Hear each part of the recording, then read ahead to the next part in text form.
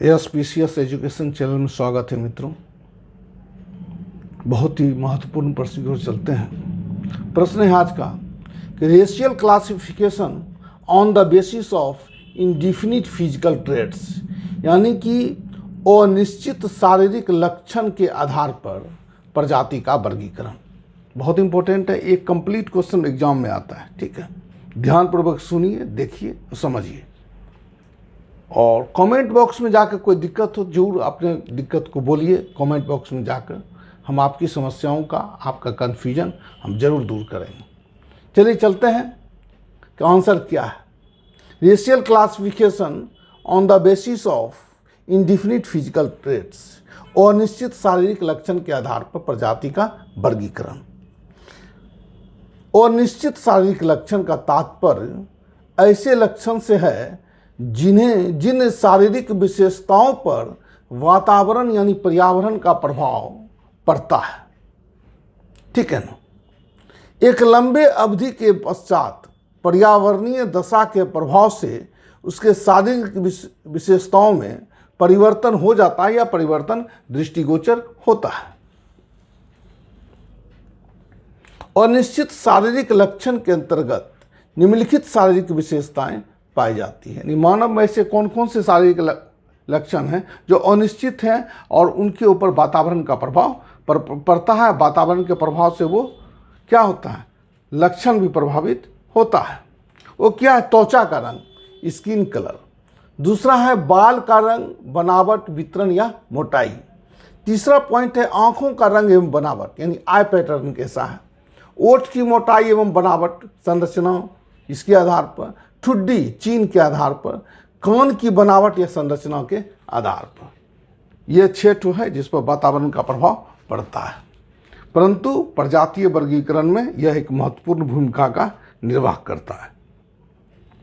पहला है त्वचा के रंग के आधार पर, है ना। मानव में त्वचा के रंग को पर्यावरणीय दशा प्रभावित करता है, फिर भी प्रजातीय वर्गीकरण में इसका महत्वपूर्ण स्थान माना जाता है। यद्यपि त्वचा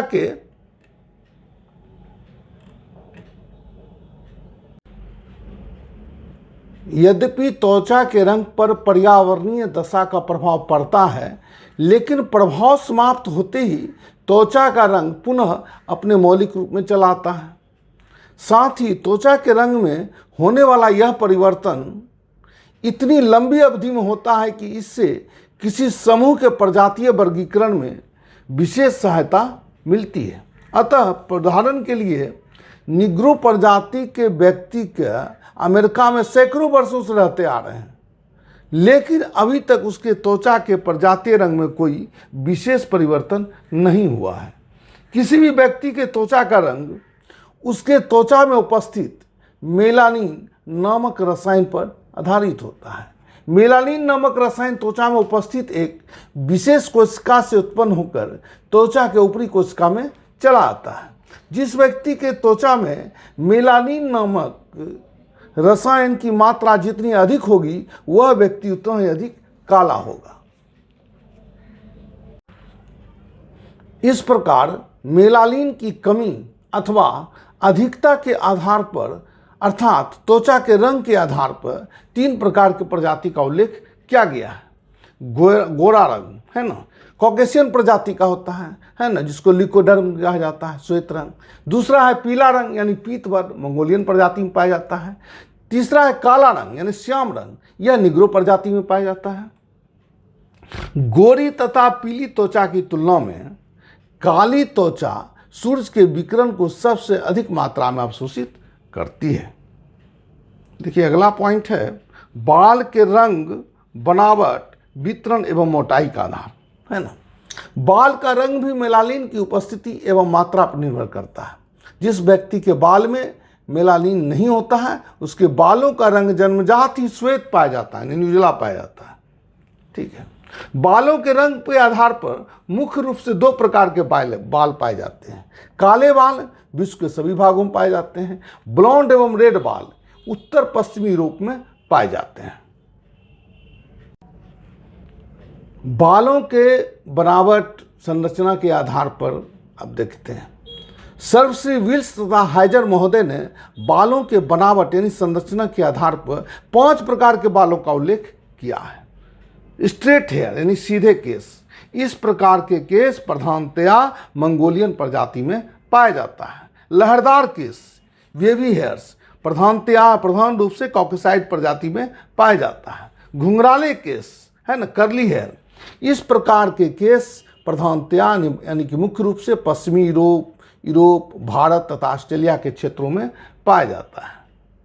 अब है किंकी हेयर, ऐंठनदार केस, इस प्रकार के केस मुख्यतः या प्रायः ओशियानिक निग्रो में पाया जाता है। ऊनी केस, उली हेयर, इस प्रकार के केस प्रमुखतया रूप से निग्रो प्रजाति के सदस्यों में पाया जाता है।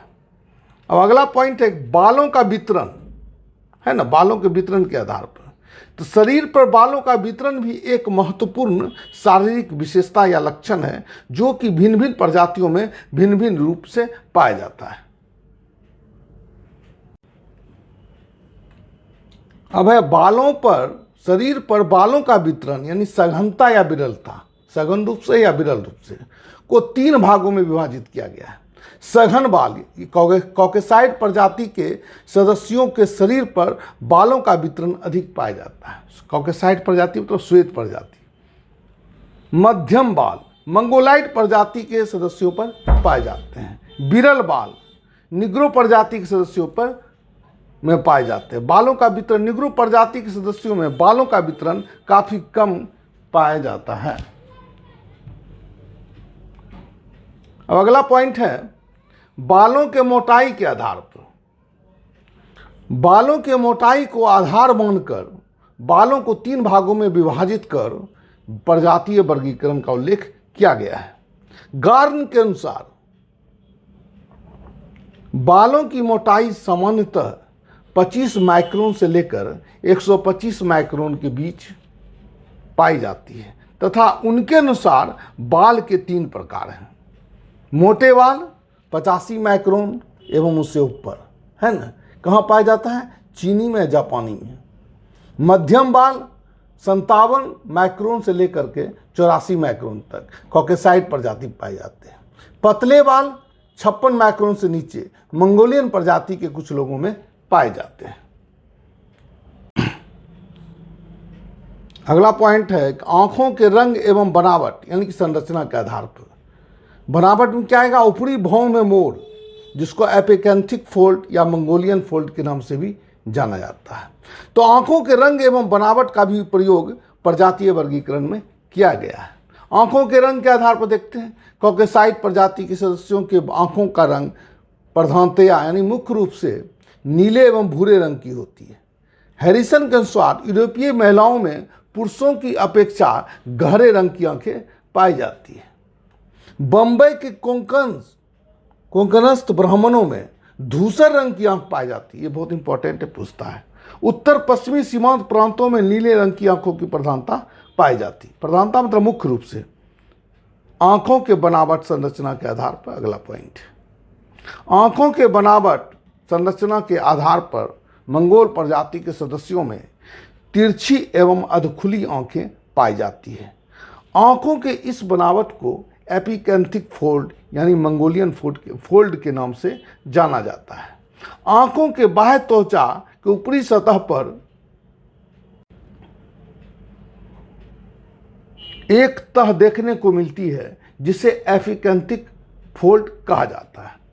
एपिकेंथिक फोल्ड या मंगोलियन फोल्ड भी 5 प्रकार के होते हैं। आंतरिक एपिकेंथिक फोल्ड, बाह्य एपिकेंथिक फोल्ड, मध्यम एपिकेंथिक फोल्ड, पूर्ण मंगोलियन फोल्ड और फोल्ड अनुपस्थित। ये फोल्ड है ही नहीं, अनुपस्थित जिसे पाया जाता है। अगला पॉइंट देखिए क्या है, ओष्ठ यानी ओठ की मोटाई एवं बनावट के आधार पर।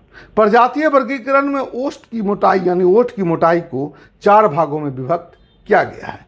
पतले ओठ यूरोपियन एवं नॉर्डिक समूह पाए जाते हैं। मध्यम ओष्ठ जापानी एवं कोरिया निवासी में पाए जाते हैं। मोटे ओठ मंगोल एवं कुछ निग्रो के व्यक्तियों में पाए जाते हैं।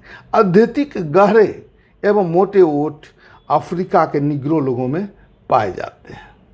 अगला है ओष्ठ के बनावट माने ओठ के बनावट को भी दो भागों में विभाजित किया गया है। मोटे एवं बाहर निकले हुए ओठ निग्रो प्रजाति में पाए जाते हैं। पतले एवं अंदर धसे हुए ओठ कॉकेशियन प्रजाति में पाए जाते हैं।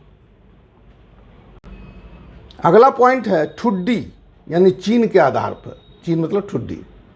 कॉकेशियन प्रजाति में ठुड्डी बाहर की ओर निकले हुए तथा नुकीली पाई जाती है। मंगोल प्रजाति की ठुड्डी गोल पाई जाती है। निग्रो प्रजाति में ठुड्डी अंदर की ओर धसी हुई चपटी पाई जाती है। अगला पॉइंट है कान की बनावट एवं संरचना। बनावट में संरचना के आधार पर एक ही बात है। कान की बनावट या संरचना भी प्रजातीय वर्गीकरण में एक सहायक भूमिका निभाते हैं। कान की लंबाई तथा चौड़ाई के आधार पर निम्नलिखित प्रकार के कान पाए जाते हैं। मंगोल प्रजाति में लंबे तथा संकीर्ण कान पाए जाते हैं। लंबे तथा संकीर्ण कान पाए जाते हैं, जबकि निग्रिटो प्रजाति में छोटे एवं चौड़े कान पाए जाते हैं एवं अन्य अधिकांश व्यक्तियों में मध्यम कान प्रकार के कान पाए जाते हैं एवं कुछ प्रजाति के सदस्यों में कर्णपाली, जिसको डार्विन बिंदु भी पाया जाता है। ठीक है, इसके साथ ही यह जो क्लास है समाप्त होता है।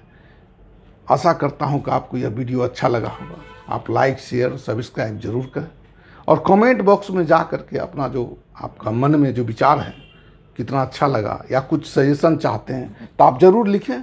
मैं आपका इच्छा पूरा करूँगा। धन्यवाद।